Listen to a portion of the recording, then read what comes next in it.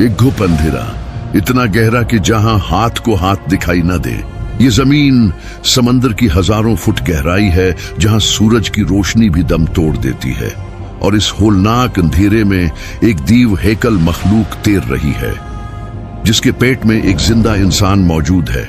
न हवा, न रोशनी, न बचने का कोई रास्ता। साइंस कहती है कि यहाँ इंसान का एक मिनट जिंदा रहना नामुमकिन है। यह किस्सा है हजरत यूनुस अलैहिस्सलाम का।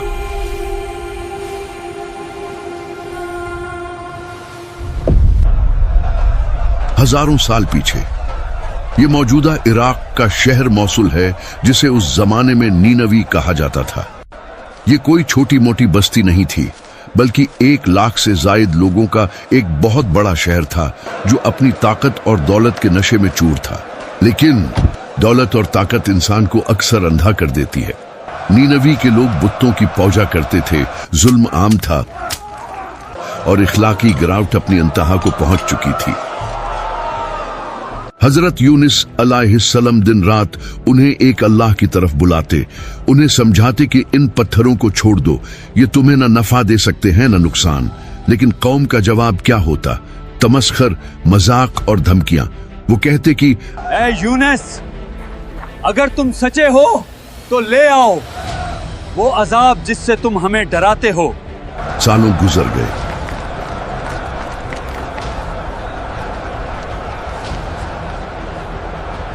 तबलीग करते करते हजरत यूनुस अलैहिस्सलाम का दिल दुख से भर गया। वो अपनी कौम की हठ धर्मी और कुफ्र पर गमगीन भी थे और गुस्से में भी। और फिर वो फैसला कुन घड़ी आन पहुंची। हजरत यूनुस अलैहिस्सलाम ने अपनी कौम को आखिरी वार्निंग दे दी। आपने फरमाया, तुम लोग नहीं मान रहे तो फिर सुन लो, सिर्फ 3 दिन के बाद तुम पर अल्लाह का खौफनाक अजाब नाजिल हो जाएगा। ये बात कहकर हजरत यूनुस अलैहिस्सलाम शदीद रंज और गुस्से की हालत में बस्ती से निकल खड़े हुए।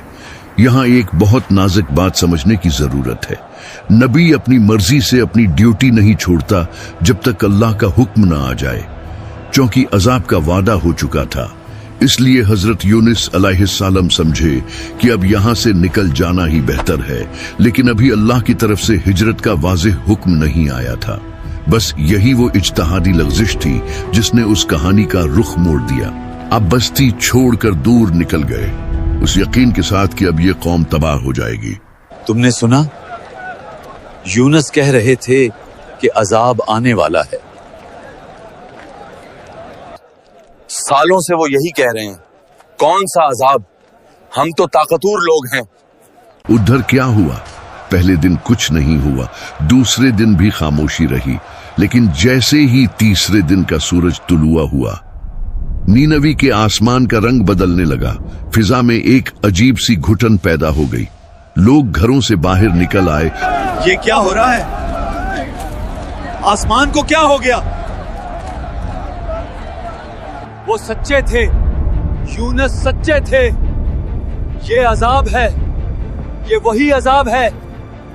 और उन्होंने देखा कि उफक पर सियाह डरावने बादल उमड़ आए हैं। ये बारिश के बादल नहीं थे, उनमें आग और धुएं की लाली थी।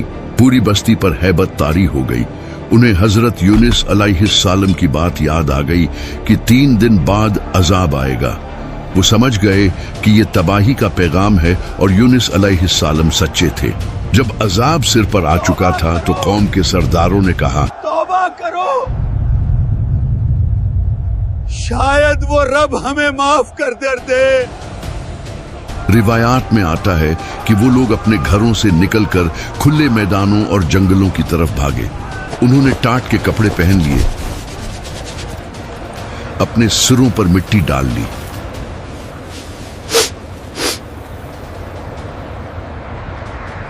मामला इतना जज्बाती हो गया कि उन्होंने जानवरों को भी अपने साथ ले लिया। ऊँटनियों को उनके बच्चों से और गाय बकरियों को उनके बछड़ों से जुदा कर दिया गया। हर तरफ चीखू पुकार थी। बच्चे अपनी माओं के लिए बिलक रहे थे, जानवर अपनी जुबान में चला रहे थे और इंसान गिड़गड़ा कर आसमान की तरफ देखकर रो रहे थे।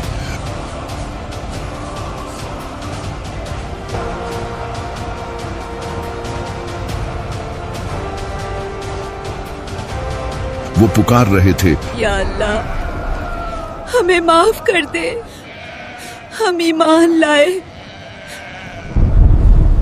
قرآن گواہ ہے کہ جب انہوں نے سچے دل سے توبہ کی تو اللہ کی رحمت جوش میں آ گئی۔ وہ عذاب جو ان کے سروں پر منڈلا رہا تھا اللہ نے واپس ہٹا لیا، آسمان صاف ہو گیا اور وہ پوری قوم مسلمان ہو گئی۔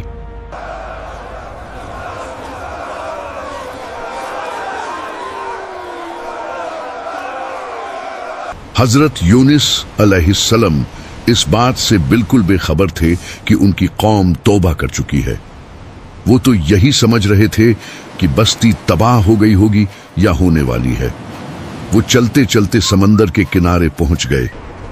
انہیں معلوم نہیں تھا کہ ان کا امتحان ابھی ختم نہیں ہوا بلکہ شروع ہوا ہے۔ سامنے ایک کشتی کھڑی تھی۔ جلدی کرو، ہمیں سورج ڈھلنے سے پہلے نکلنا ہے۔ حضرت یونس علیہ السلام نے ملاحوں سے درخواست کی، آئیے بزرگوار، ہمارے پاس جگہ ہے، آپ سوار ہو جائیں۔ آپ کا چہرہ مبارک دیکھ کر لوگوں نے پہچان لیا کہ یہ کوئی نیک ہستی ہیں، اس لیے انہیں عزت کے ساتھ کشتی میں بٹھا لیا گیا۔ کشتی روانہ ہوئی۔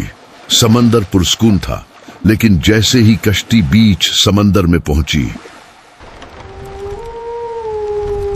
اچانک لہریں بکھر گئی۔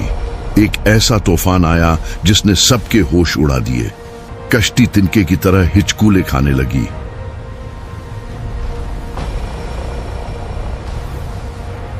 ملاح چلا اٹھے کہ کشتی ڈوبنے والی ہے، بوجھ زیادہ ہے۔ یہ کوئی عام طوفان نہیں تھا، یہ اللہ کی طرف سے ایک بلاوا تھا۔ حضرت یونس علیہ السلام خاموشی سے سب دیکھ رہے تھے۔ پھر ملاحوں نے کہا، ہم میں سے کسی ایک کو سمندر میں کودنا پڑے گا تاکہ باقی لوگوں کی جان بچا سکے۔ لیکن قربانی کون دے؟ فیصلہ ہوا کہ قرعہ اندازی کی جائے، جس کا نام نکلے گا وہ سمندر میں جائے گا۔ پہلی بار قرعہ ڈالا گیا تو حضرت یونس علیہ السلام کا نام نکلا۔ لوگوں نے کہا، نہیں، یہ تو بہت نیک بزرگ لگتے ہیں، ہم انہیں نہیں پھینک سکتے، دوبارہ قرعہ ڈالو۔ دوبارہ نام نکلا، پھر یونس علیہ السلام کا۔ تیسری بار ڈالا گیا تو پھر وہی نام۔ اب حضرت یونس علیہ السلام سمجھ گئے کہ یہ طوفان، یہ لہریں اور یہ قرعہ، یہ سب اللہ کا منشا ہے۔ وہ اپنے رب کی ناراضگی کو بھانپ گئے۔ انہوں نے اپنے کپڑے سمیٹے اور اس بپھرے ہوئے خوفناک سمندر کی طرف دیکھا جہاں موت منہ کھولے کھڑی تھی، اور پھر بغیر کسی خوف کے انہوں نے گہرے سمندر میں چھلانگ لگا دی۔ پانی کے نیچے اللہ کا ایک بہت بڑا فوجی ان کا انتظار کر رہا تھا۔ ادھر اللہ نے پانی کے نیچے اپنی گرین وہیل بڑی مچھلی کو آرڈر جاری کر دیا۔ حکم بہت سخت اور واضح تھا، یہ مچھلی یونس کو نگل لے، لیکن خبردار، نہ تو اس کی کوئی ہڈی توڑنا اور نہ ہی اس کے گوشت کو خروچ پہنچانا۔ یہ تیرا رزق نہیں ہے، یہ تیرا مہمان اور میرا قیدی ہے۔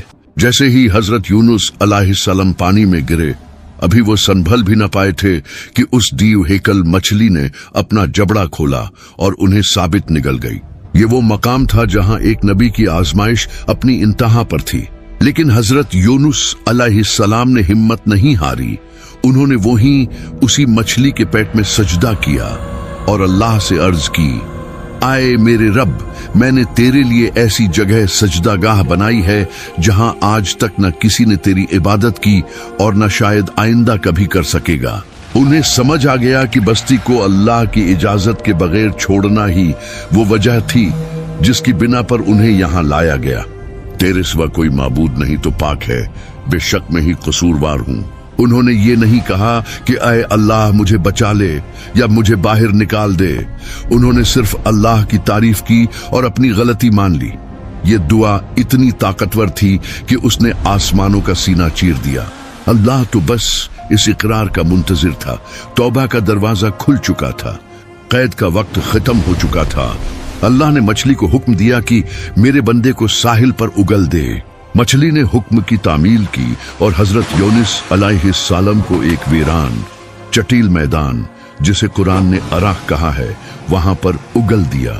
مچھلی کے پیٹ کی تیزابیت اور گرمی نے آپ کے جسم مبارک کی کھال کو اتنا نرم اور نازک کر دیا تھا جیسے کوئی نو مولود بچہ ہو۔ जिस्म पर कोई बाल बाकी नहीं रहा था, हड्डियां कमजोर हो चुकी थीं और सूरज की तपश बर्दाश्त करना नामुमकिन था। मुखियां और कीड़े मकोड़े ऐसे जख्मों पर भिनकते हैं जो तकलीफ को मजीद बढ़ा देते हैं। यहाँ अल्लाह की रहमानियत का एक और मुजज़ा जाहिर हुआ। कुरान कहता है कि हमने उनके लिए शजरतन मिन यक़तीन, एक बेलदार दरख्त उगा दिया। मुफस्सिरीन और जदीद तहकीक के मुताबिक ये कद्दू या उसी नस्ल का कोई पौधा था। अल्लाह ने ये दरख्त ही क्यों चुना?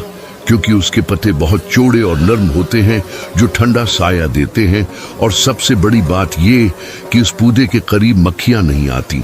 हजरत यूनुस अलैहिस्सलाम उस दरख्त के साये में आराम फरमाते रहे। अल्लाह के हुक्म से एक पहाड़ी बकरी आती जो उन्हें दूध पिलाती। आहिस्ता आहिस्ता आपके जिस्म पर गोशत वापस आया, खाल मजबूत हुई और ताकत बहाल हो गई। जब आप सेहत याब हो गए तो अल्लाह ने हुक्म दिया, ऐ यूनुस, अब अपनी कौम की तरफ वापस जाओ। हजरत यूनुस अलैहिस्सलाम नीनवी की तरफ वापस चल पड़े। उनके जहन में शायद यही होगा कि वो बस्ती तो अब राख का ढेर बन चुकी होगी, वहां कोई जिंदा नहीं बचा होगा, क्योंकि अल्लाह का अजाब जब आता है तो कुछ बाकी नहीं छोड़ता। लेकिन जब वो शहर के करीब पहुंचे तो उनकी आंखें हैरत से खुली की खुली रह गई। उन्होंने देखा कि बस्ती आबाद है, लोग जिंदा हैं, बाजारों में चहल पहल है। जब लोगों ने हजरत यूनुस अलैहिस्सलाम को देखा तो वो खुशी से दीवाने हो गए। वो दौड़ते हुए आए, उनके गिर्द जमा हो गए और माफी मांगने लगे। ए अल्लाह के नबी, आपके जाने के बाद हमने अजाब को अपनी आंखों से देखा, हम डर गए और हमने सच्चे दिल से तौबा कर ली। अल्लाह ने हमें माफ कर दिया। कुरान पाक सूरह साफात 140 128 में अल्लाह बड़े फख्र से फरमाता है कि और हमने उन्हें 1 लाख या उससे जायद लोगों की तरफ भेजा, बस वो ईमान ले आए तो हमने उन्हें एक वक्त मुकर्रर तक जिंदगी का फायदा दिया। ये तारीख का वाहिद वाकया है जब अजाब के आसार जाहिर होने के बाद किसी कौम की तौबा कबूल की गई।